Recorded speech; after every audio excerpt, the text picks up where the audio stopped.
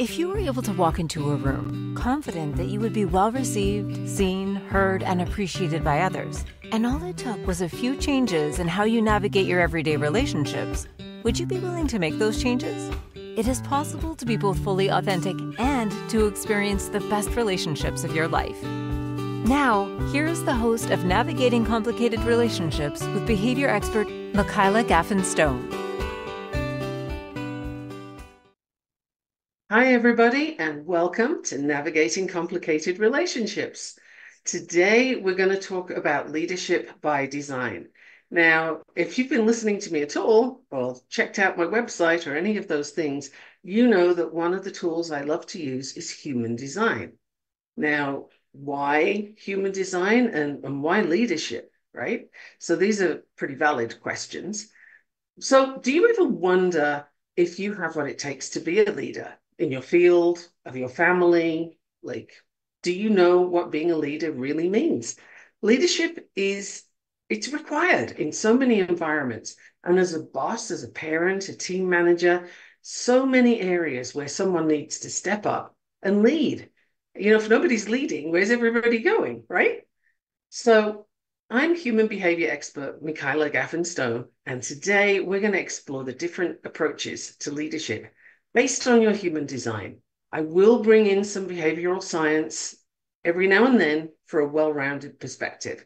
So if, for example, you seem to push people away sometimes, you know, and you hear mutterings about you being bossy or, you know, pushy, that kind of thing, then there could be an issue that has a really simple fix. So here's a heads up. If you're a projector or you have a 5 in your profile, you might want to pay special attention to that particular piece because I think I'm talking to you. So by using human design knowledge, you can really step into the leadership role that you were designed for, not the one that you're trying to force, the one that you're doing because you think everybody thinks you ought to do it that way, or even somebody's told you, right? No, each design has its own inherent do's and don'ts. And it doesn't mean you can't do a thing, but it means do this way and it'll be a lot easier for you. Why wouldn't you take the easier path, honestly? You can figure it out from there once you're sort of in your flow. So I'm going to share how you can best use your blueprint, your human design, as a guide towards your best outcome as a leader. And sometimes it's just a small change to how you do something that can really increase the results and make it pretty amazing. So stay tuned into today's episode. Get your pen and paper or your computer or whatever you're going to do, not driving, and discover how you're going to lead and how your gifts can help others to be the best version of themselves while you're fulfilling your purpose, right? That's a lot, but why would you want less, right?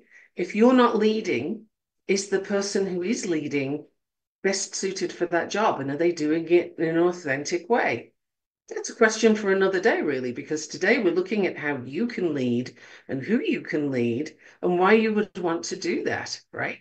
So in the context of human design, there's individual strengths, preferences, potential challenges, and all these things are really useful to know so that you can navigate your path, particularly if you're new to that leadership role, right? So tailored leadership approaches will help you to recognize and embrace your unique design. You can tailor your strategies to align with those strengths, and you can bring the most effectiveness into guiding the team or your family or the project that you're working on. Like, what are you leading? Because there will be something, right? If you're an entrepreneur or a solopreneur, you're still leading. You're leading the way. Maybe you're innovating. Maybe you're bringing in changes. But how are you going to have other people get on board with what you're doing? All of that is leadership, right? So there isn't anybody I'm not talking to, okay? It's about all of you here. So human design gives you a framework for increased self-awareness. And if you understand your design, you get insights into those natural tendencies, your decision-making processes. By now really Do you know your authority? Do you know how you best make decisions? If you don't, that's a conversation we could have. Or you can go back and listen to previous podcasts that cover that kind of thing, because your authority is hugely important.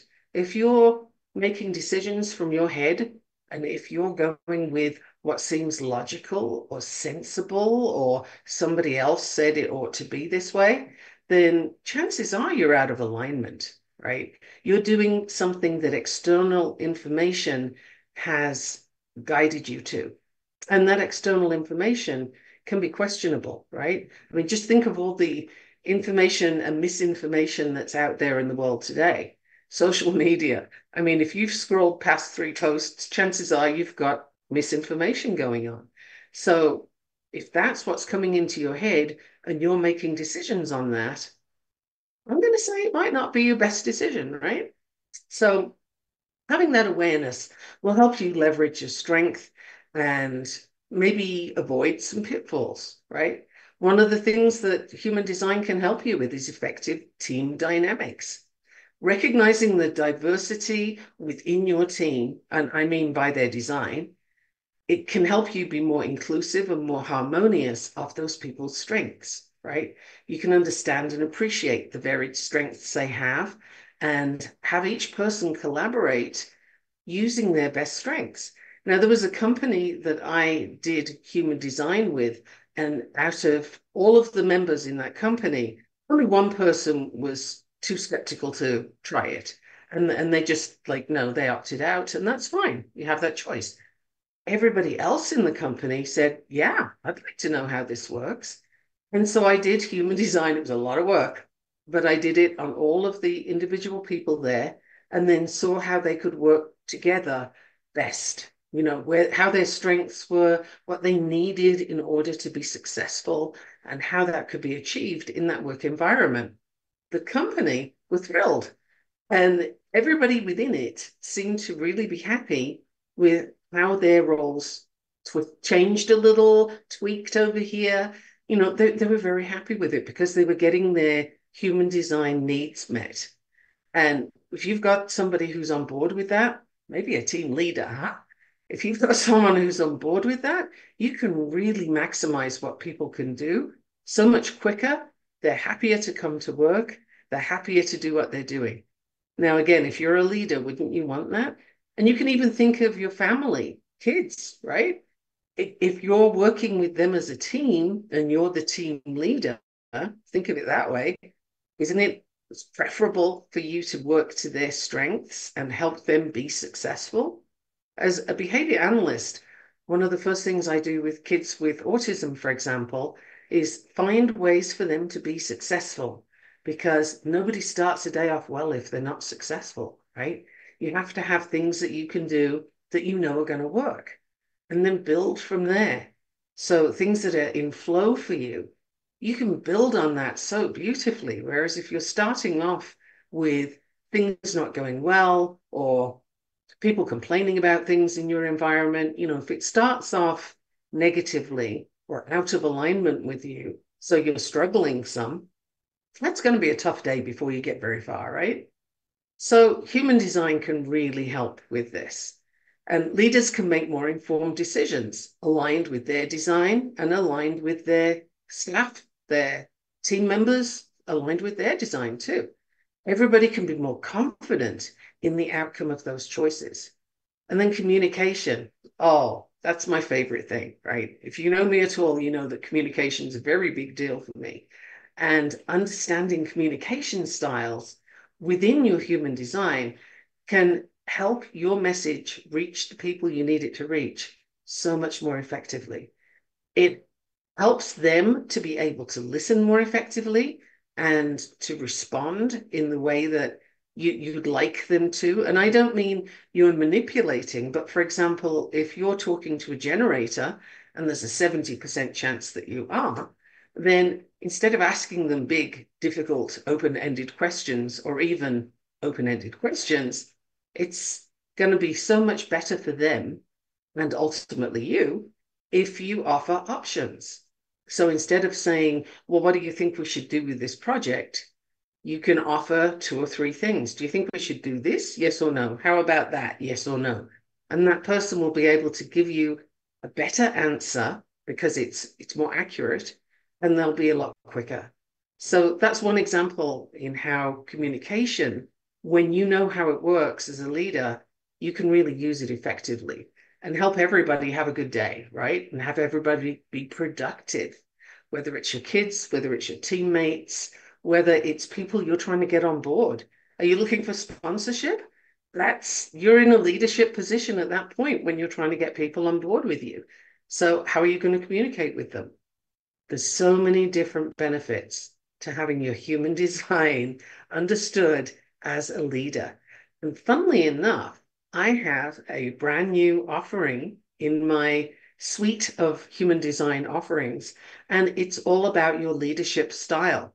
And in that, we take a deep dive into your blueprint and discover sort of what things you need in your environment in order to be effective for you and how you need to operate within that environment to be comfortable and to be the most effective you can be. So there's a number of aspects that we look at in the Leadership by Design program, and it's just two 90-minute sessions. So it's an intensive, really, but you come out with an awful lot of information about how you show up. This is brand new. It is on my website, so I invite you to check that out. And my website is gaffenstone.com. So have a look after the podcast. When you finish making your notes, make a note to go check that out. I don't know how long I'm offering it for. We'll see how it goes. So check it out while it's there. Now, with leadership, you want to do some strategic planning, right? You need to be able to acknowledge people's individual design elements, set realistic goals, make decisions that are sustainable, and guide your team all the way to success. Is that not exactly what you want to do? How about balanced energy management? Leaders can optimize their energy management by aligning the tasks with their design. So if you're a manifester and you're designed to have vision and new ideas and set things in motion, then there's your gold, right? That's where you're amazing. If you're a projector and you know how to make systems better, well, if you follow your authority and you wait to be invited, people see what you can do. They recognize and say, wow, that's so good. Could you do that over here and help us with this system? You, as the leader, have just enabled that projector on your team to do a brilliant job because, yes, they can. And they can show up without being bossy or pushy because that's how they're perceived if the invitation isn't correct. As a leader, you could make that correct invitation. Now, is that not amazing? You know exactly who you're working with and how they are and how they need to receive what you want them to do. So it's all about the communication and how you're going to get that across to the person. And then before we go to break, I just want to go into resilient leadership. So human design gives you tools for navigating challenges and setbacks in a way that just strengthens your resilience. You can develop strategies for coping with stress, adapting to change, maintaining a positive outlook, even in the face of adversity. And seriously, do we not all have some adversity going on this year? 2023 has been quite the adventure. And I'm not sure I would have chosen it that way, but that's what we got. So, embracing human design in leadership will enable you to have a more authentic, inclusive, and effective approach to guiding teams. It encourages your self-awareness, facilitates much better communication, and supports you in making decisions that align with your strengths, your team's strengths, and everybody's qualities. Now, is that not optimal? I would say so. And human design can actually offer you all of this. Yes, I am going to give you some examples, so don't go away. We actually have a break. Boy, I can't believe it's gone this fast already. So you are listening to Navigating Complicated Relationships here on the Inspired Choices Network, and I'm Michaela Gaffen Stone. I'm all about human design, behavior science, and I'll be right back after the break. So don't go What away. if your relationships could be a source of delight instead of a source of struggle? In a world where human interactions are anything but straightforward, tuning in to Navigating Complicated Relationships with behavior expert Michaela Gaffen Stone will offer you insights, tools, and a whole new level of understanding for you to use right now. Listen for Navigating Complicated Relationships with Michaela Gaffen Stone, Wednesdays at 12 p.m. Eastern, 11 a.m. Central, 10 a.m. Mountain, 9 a.m. Pacific on InspiredChoicesNetwork.com.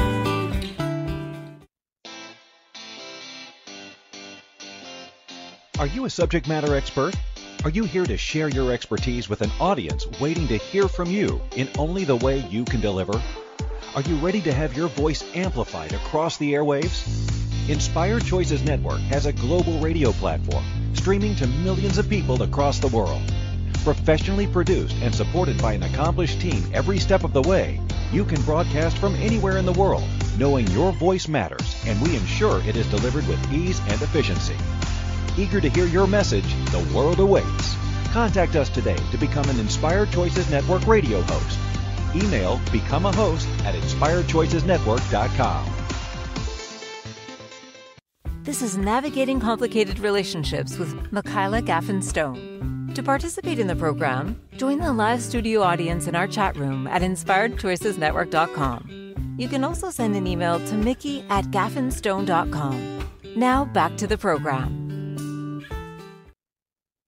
Welcome back, everyone. We've been talking about human design and how that is going to affect your leadership style. It not only affects it, it kind of guides it. It's a much bigger deal than you might think before you started listening to this episode anyway. So before the break, I did promise you that I would give some examples from your chart. So I'm going to give you a moment or two to grab your chart if you haven't got it already. And if you don't have it, if you haven't downloaded it yet, first of all, where have you been? And secondly, head on over to gaffenstone.com and go to Get My Chart, and you can put your information in there, download your chart, and I don't see your chart. I don't see your personal information. All I get is your email, and you can always unsubscribe if you choose to. Well, why would you do that? I send really cool emails, and you only get them once a week. So, you have to enjoy them while they get there. So the example I want to start with, we'll start right at the top of your chart, the crown. And that's a pressure center. So the crown and the root, top and bottom, those are the pressure centers that kind of hold everything together, if you will, in your human design chart. And your crown is either white, which means it's undefined or open, or it's colored in, and that means it's defined, right? So we'll start with, what would leadership look like for someone with an open crown center? Because before I get into that, let me just explain that every part of your chart will give some influence over how you lead and how you are best received as a leader. So it's important to know the details. You want to know all your centers, the profile, the design type, everything that you usually get in a chart, only with the leadership perspective, when I can get those words out.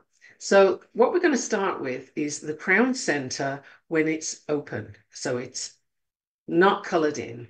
And that means that you have got a sort of flow of energy happening. It's not fixed and constant. It comes in from your environment and it's amplified.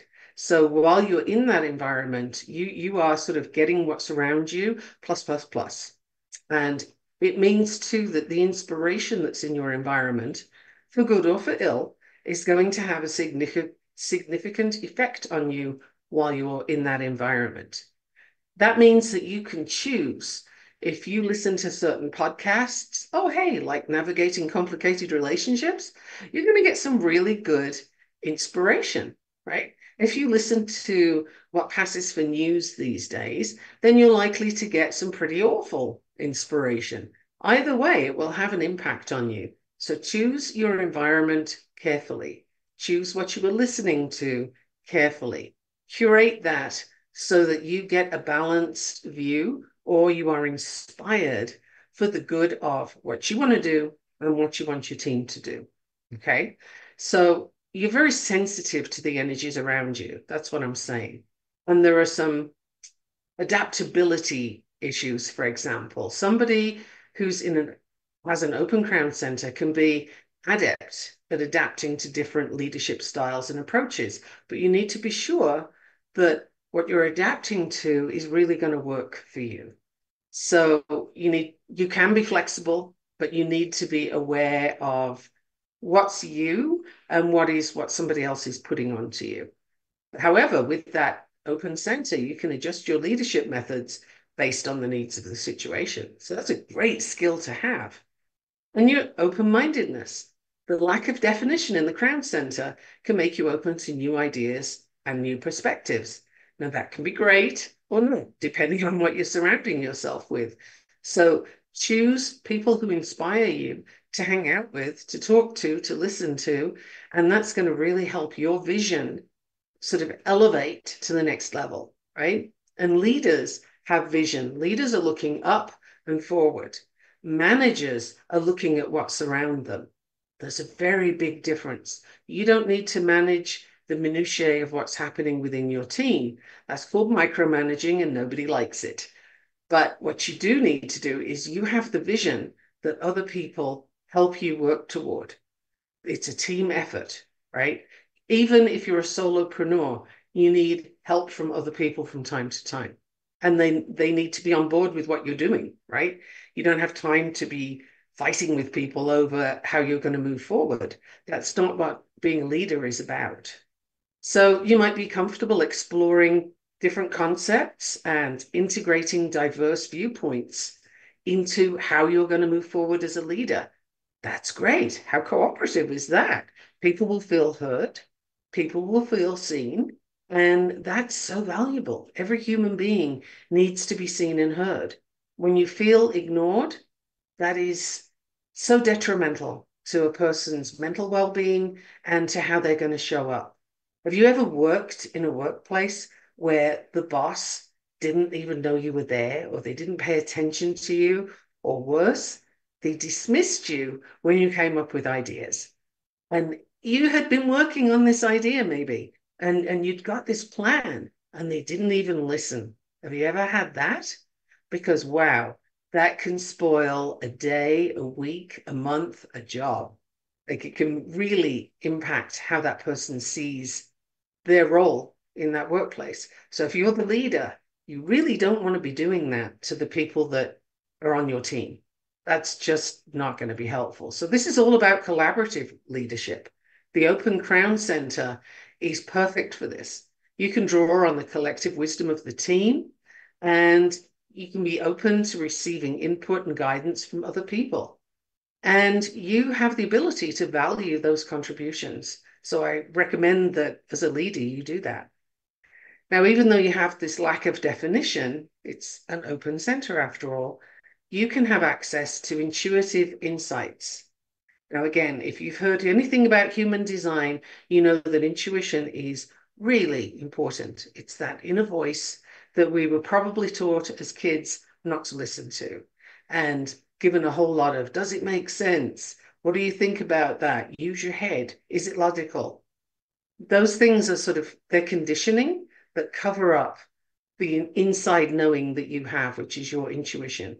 Intuitive insights are when something drops into your head and you might not know where it came from and you might not be able to explain it, but you know that that thing is important. So you can be guided by that. Even with this open center, you have access to this. So you could perhaps sense a shift in energy or anticipate changes in your environment. That's great for a leader. You're looking at your team and you can see, oh, the energy's a bit off today. Something's going on. Like, what's happening, people? And then you can find out. You can investigate a little bit to see, is there something that you can fix? Is there something that needs addressing? That's something you'll know as a leader. Then you could have an advisory role. A leader with an open crown center can naturally head towards an advisory role, giving guidance and support to other people. Because of that sensitivity to the energy around you, You can be very perceptive, and that helps the team to navigate challenges and to make informed decisions. And am I giving you enough yet? Because we're still on the open center, haven't gone anywhere yet. And this is just the crown. You've got 8 more centers to look at. And then there are the profiles. There is so much in your chart about how you're a leader and what people will get from you when you're in your authority, following your human design naturally. You know, when you're in your path, this is all available to the people around you. And it doesn't cost you anything to do this. It's easier for you to do this than for you to try and assume the role of, grr, I'm the boss. And again, I don't think anybody likes that either, actually. It tends to be the sign of someone who is in over their head or feels that they are. If you have to be a sort of growly boss, then I would say look at the role you have and question why you're not comfortable with it. Is it the wrong time, the wrong place, the wrong style? What do you need to change? Because sometimes when a thing is uncomfortable or it's a struggle, it means that either the thing you're doing is incorrect for you or you're doing it incorrectly for you. Let me say that again. Either the thing you're doing, the job, the role, the project, is incorrect for you. It's just not your time or your thing to do, or your approach to it is incorrect for you. For example, if you're trying to be very structured and actually you're far more creative, then that's something to pay attention to. And what would it look like if you let go of the structure and tried the creativity and set up the circumstances to let that creativity flow? How would that look? It's something to test out, right? And human design is all about testing. I call it a living science, because here's the thing: people say, well, human design is kind of woo, isn't it? How can you prove any of that? I don't have to prove any of this. That's the wonderful thing about human design. It's not my job to prove any of this to you. It's my business to tell you what's there, and yours is to go and test it and see how it works for you. And if you can do the same thing and get repeatable results, that is science in action, my friends.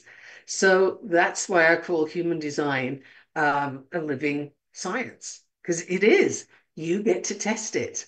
And you don't have anybody telling you, well, it has to be this way, or, oh, you're wrong if you didn't get this response. Not at all. If something doesn't work out how you think it's going to, based on what you've learned on your human design, here's a couple of things you can do. 3 things, actually. 1, try it again. 2, ask questions. Come back. If you've had a reading with me, come back and tell me about it. I want to know. And let's look at it together.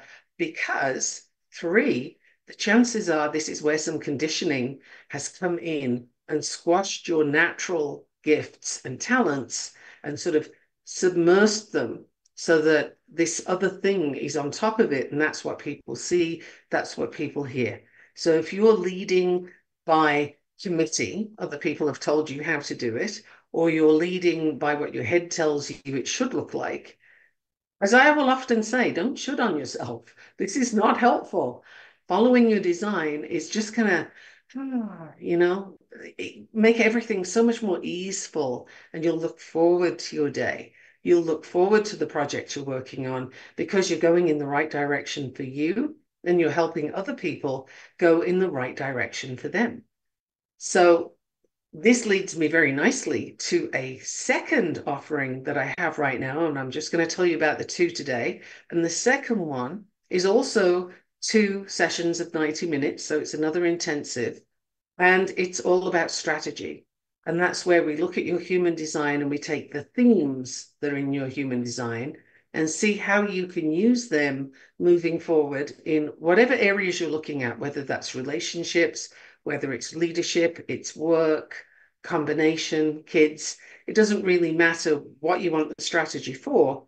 The thing is, you can use your themes to do that. So that's another option. If you don't want the leadership, you can look at the strategies and see how that goes. So that is also on my website, gaffenstone.com, and I invite you to go check that out after the podcast. Meanwhile, we have another break already. So please don't go away. Get some more paper if you need it, though. And I will see you after the break here on Navigating Complicated Relationships. What if your relationships could be a source of delight instead of a source of struggle? In a world where human interactions are anything but straightforward, tuning in to Navigating Complicated Relationships with behavior expert Michaela Gaffen Stone will offer you insights, tools, and a whole new level of understanding for you to use right now. Listen for Navigating Complicated Relationships with Michaela Gaffen Stone, Wednesdays at 12 p.m. Eastern, 11 a.m. Central, 10 a.m. Mountain, 9 a.m. Pacific on InspiredChoicesNetwork.com.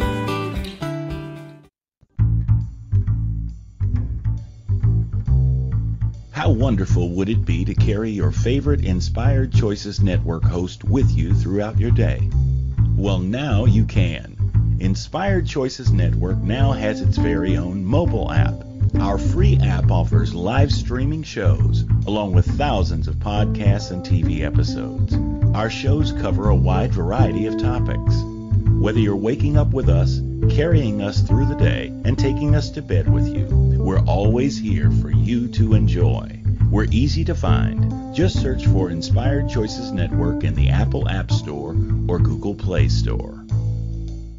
This is Navigating Complicated Relationships with Michaela Gaffen Stone. To participate in the program, join the live studio audience in our chat room at InspiredChoicesNetwork.com. You can also send an email to mickey@gaffenstone.com. Now back to the program.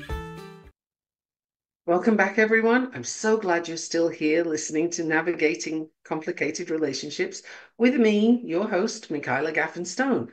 I am a human behavior expert, and I combine human design and behavior change science so that the human design piece tells you all about where you are beautifully designed, what you're meant to be like, how everything is right about you. You're not designed to be wrong. Okay, that's the summary of that. You're not designed to be wrong, but sometimes we have conditioning over the top. And that's something that can be out of alignment with who we are. And so it feels uncomfortable. It's pushing us in the wrong direction. If you have the soul of an artist, but you've become an engineer, well, there may be ways to work with that so that it can be good for you. But there are many, many ways where that could be really uncomfortable. Because while you could be successful as an engineer, you might not be quite so happy, right? And if you're not happy, what's the point? Really, that's something that you can work towards, you can choose, and your human design will help you with it. Behavior science is going to help you choose the behaviors that you want to replace and what you want to replace them with. And I think that's a beautiful thing. You have a choice on how you're going to show up, and I can show you how to get there. It's not quite as simple as just deciding, oh, hey, I'm going to do this differently. If it was, the diet industry would have gone broke centuries ago.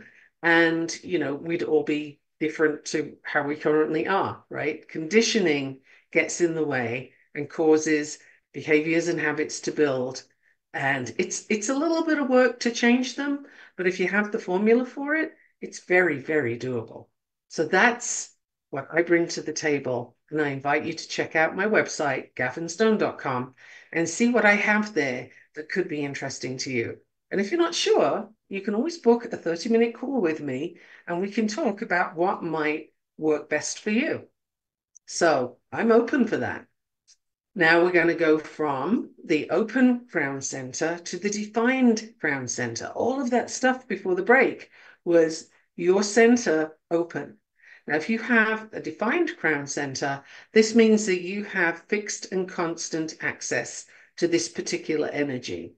And so your inspiration is going to be very reliable. Your source of inspiration be very reliable. It's a very stable connection when you have the definition going on, and you can have clear vision.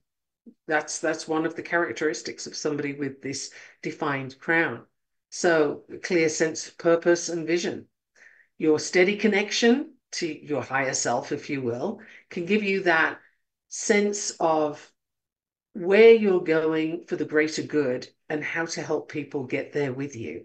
It gives you a confidence this consistent flow of energy from the crown will give you this assurance that, yeah, I know what I'm doing and I'm going in the right way and I've got this. And you can make decisions with a strong sense of certainty and trust your own abilities.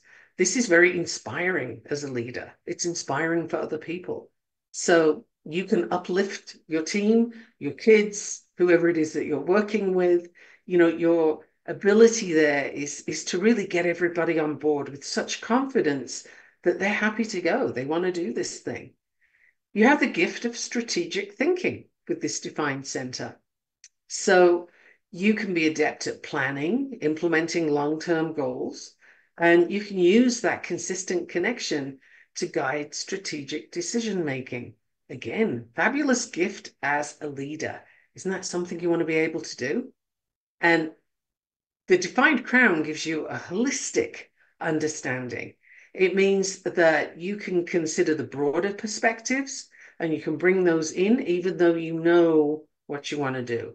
So you can incorporate the broader into your vision. And that's way better than having tunnel vision, is it not? And if you're thinking that, well, I have to, there's only one way to do this, I have to do it this way. I invite you to think about that again and really use your authority. Is there only one way to do that thing? I would say there isn't. And that leads me to the next characteristic of the defined crown center, and that's adaptability.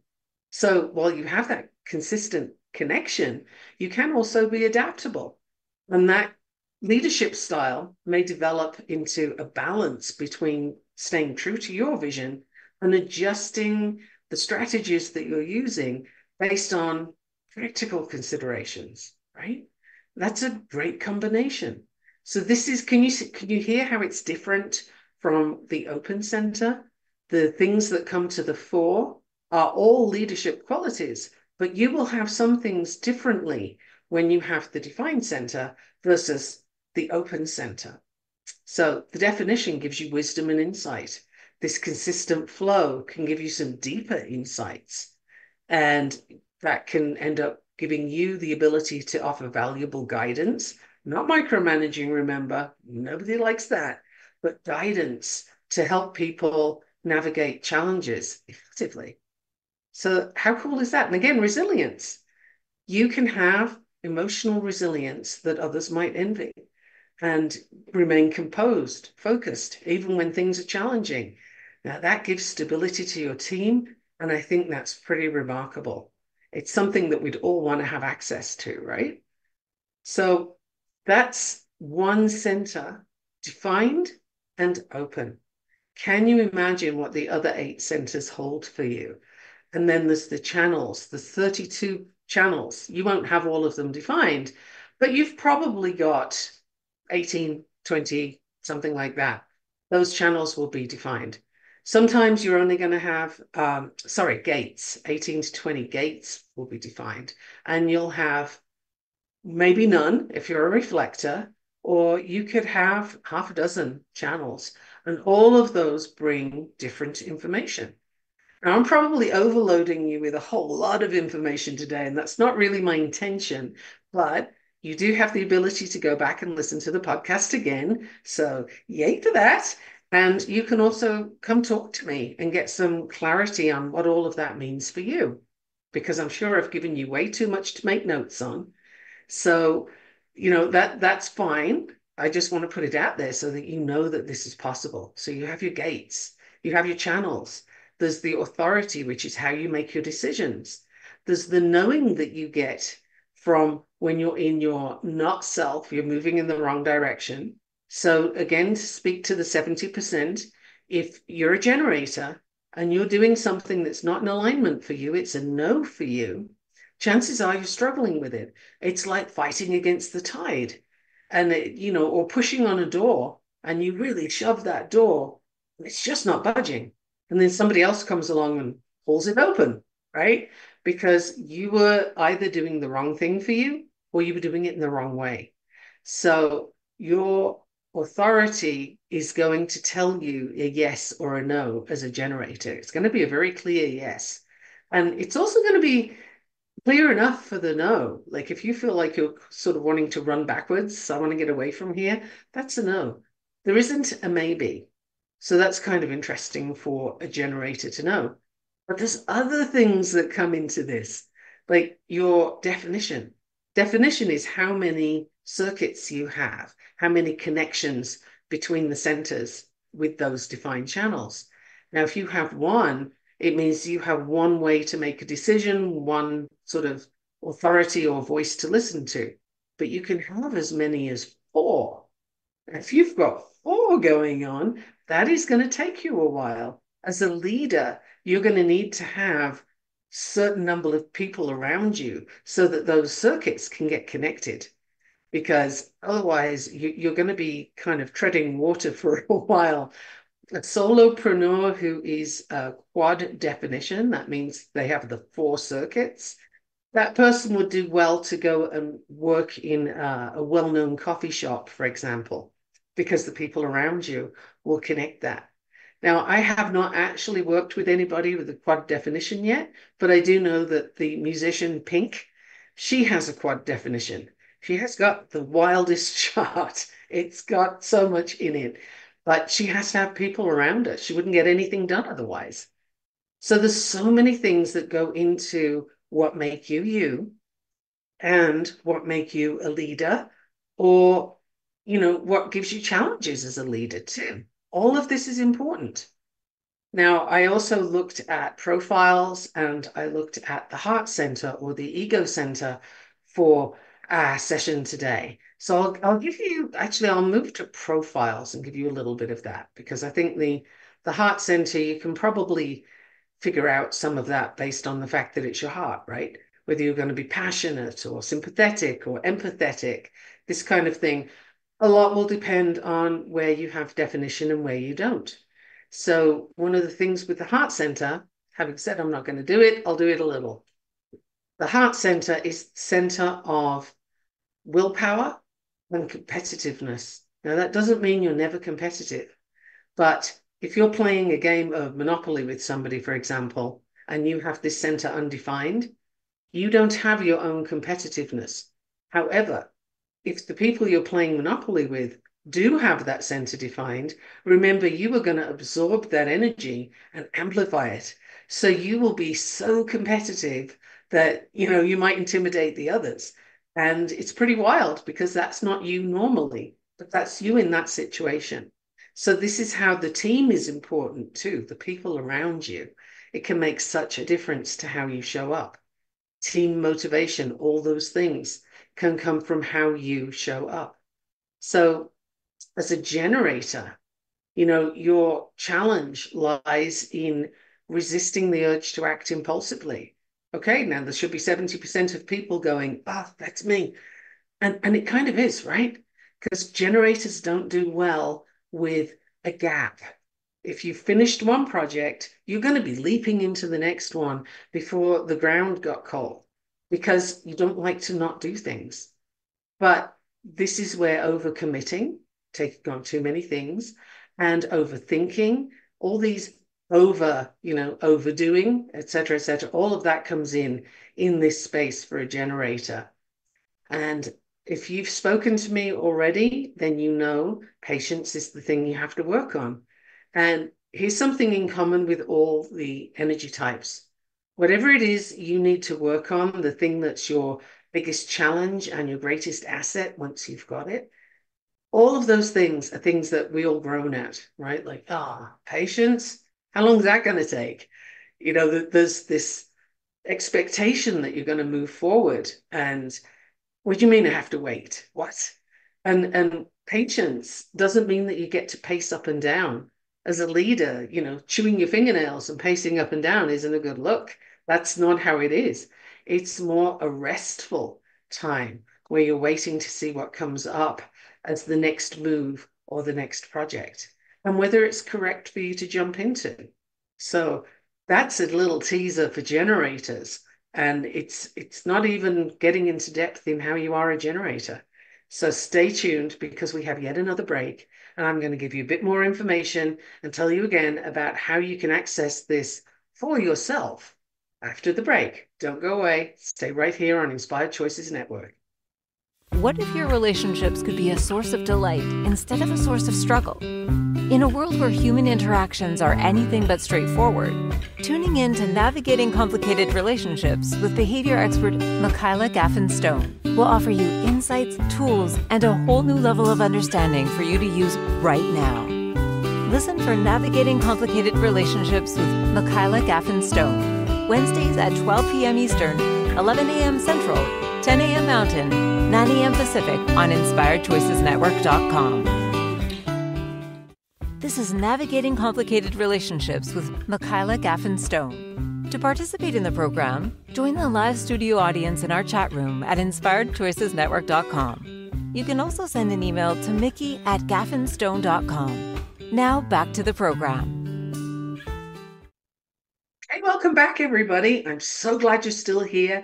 I really do appreciate that you're tuning in, listening, and hopefully taking some notes as well. Or maybe you gave up on the notes and just said, okay, I'm going to have to talk to her. There's just too much going on here. And it's fair. I tend to throw a lot of things at people because I'm so excited about human design. It lights me up. And I'm a generator, so that means that my energy gets up and up and up. And by the time I finish talking about human design, I'm pinging off the walls. I mean, it lights me up, and that helps me to lift other people up. So if you want a conversation about what you could get from your human design and which direction to go in, do you want strategies? Do you want the leadership style? Do you want relationships? We can do that too. So human design has only the limits you put on it. There's so many things you can get from it. So what do you want? I invite you to send me an email at mickey@gaffenstone.com or check out my website, and you can always book a call with me, 30 minutes to just check in and see what would benefit you. What would you like to know, and how would you like to know it? And as a bonus, I record those calls and send you the recording. I don't keep them because, my computer would groan under the weight, but I will send you your recording so that you always have that information. You download it, you get to keep it. So those are the deals that you can get. Gaffenstone.com is the place to go check it out. Or again, you can email me at mickey@gaffenstone.com. And by the way, if you're not listening to this podcast or watching on your favorite channel, did you know there are 450 places you could go look? There's Audible, Spotify, iHeartRadio. There are so many places. Where would you like to look or listen? And go subscribe. How cool would that be? Then you've always got me, right? Anyway, getting back into leadership examples, because really that's all I can give you right now. There's so much out there. It literally takes at least 3 hours, and that's with me being really specific and packing everything in. So that's what we have on offer. Manifestors. Manifestors are typically thought of as the leader, right? 8% of the world's population. And manifestors are born to make a difference. They're very impactful, very dynamic. When a manifestor walks into the room, people tend to know that. And some people will gravitate towards that person, and others are going to go way away away. And in traditional human design, this is referred to as possessing a repulsive aura. Now, hang on, don't sort of shut down your program and not listen to me anymore, because I'll explain how I view this. The magnetic field that you have around you, that science can show you is there, for manifestors, is larger than for the other energy types. And it's so powerful that some people will not be able to handle that. And so the way I look at the manifestor's aura or magnetic field is that it is selective. And I infinitely prefer that to repulsive. I think repulsive sounds rather judgmental, and it's not necessary. It's selective. So as a manifestor that the people who come to you, the people who are hanging out with you, the ones who are drawn to you, they're the right people for you. And what a gift that is, right? You don't have to spend time figuring that out. They've sorted themselves out. And if you look at it from that perspective, that's pure gold. Now, manifestors are here to initiate, and you thrive on decisive action taking and propelling ideas forward.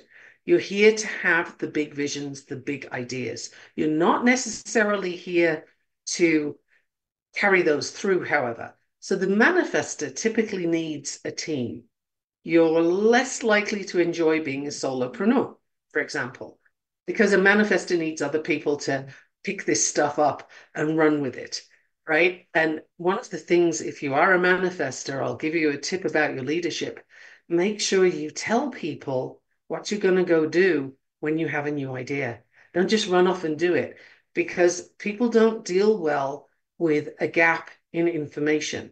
And what we do as human beings, and here's your behavior science coming in, but what we do as human beings is we fill that gap with a story. And the story is what our imagination thinks is a good idea.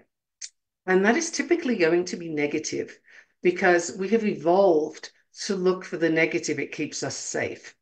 So if you're a manifester and you've run off to do something different, or you've suddenly changed direction and not informed people of what you're doing, they are likely to feel abandoned, left out, ignored, all the things that you do not want your team members to think, right? So bear that in mind as a manifester. And I don't actually have time today to go into all the other energy types or the profiles. I was going to do profiles too. There's so much in your chart. But I'd like to just take this opportunity to tell you that next week, we're looking at understanding and navigating autism behavior problems in children. What? That's a very big switch from human design. But again, this is the behavior science, and this is another part of what I do. And human design can actually help you with that. So that's a tool that we will be looking at next week, human design, adding into the mix of understanding and navigating behavior problems in kids with autism, other issues also, ADHD, reactive attachment disorder, any of those, whatever brings behaviors to the fore that are problematic, we're going to be checking those out next week. So meanwhile, if you're interested in learning about how you would be a better leader, or a more informed leader, or a more comfortable leader, then let's book that session. Come talk to me. We can have 30 minutes of checking out what you need to know, and then we'll set up that system for you, give you all the information you need. So if you want to check my website, it's gaffenstone.com. And if you want to email me, Mickey@gaffenstone.com, Mikki. I'm very easy to find on Facebook, LinkedIn, Instagram. Facebook's where I'm at usually. So, message me if you want to talk to me, and that'll be absolutely great. So meanwhile, pay attention to how you show up as a leader, and what areas do you find challenging, and what areas do you feel that maybe you're not doing them as authentically as you could. And by authentic, I mean feels good for you. Because if you're coming from a good space, if your foundation is solid, then you're going to be helping other people feel confident in what they're doing, confident in your leadership, and confident to go forward with the project. All of those are things that you want to have, right? And you'll have more certainty that you're doing it the right way. So that's why we looked at leadership by design today. And that's why it's important for you to check out yours. I did mention projectors at the beginning. So just quickly, I'm going to say you need to be invited to share your wisdom. So make sure you're not volunteering. That's really key for a projector. Don't volunteer. People won't receive it well. They'll perceive you as bossy and pushy. Let them see that you have this brilliance, this strategy, this thing that you can do, and then wait for them to invite you. That's the promised piece for the projectors. And we'll get into more of this another time. If you like, let me know. I'll do strategy one of these weeks. But I would love your feedback. So if you can email me and let me know what you liked, what you want more of, what you want less detail in or more detail, all of those things help me to give you the podcast episode you want to listen to. I'll see you next week. Thank you for tuning in. Thank you for listening to the Navigating Complicated Relationships show. Michaela returns Wednesdays at 12 p.m. Eastern, 11 a.m. Central, 10 a.m. Mountain, 9 a.m. Pacific on InspiredChoicesNetwork.com. Until then, remember every relationship is a journey, and with the right tools, you can create stronger, more fulfilling connections.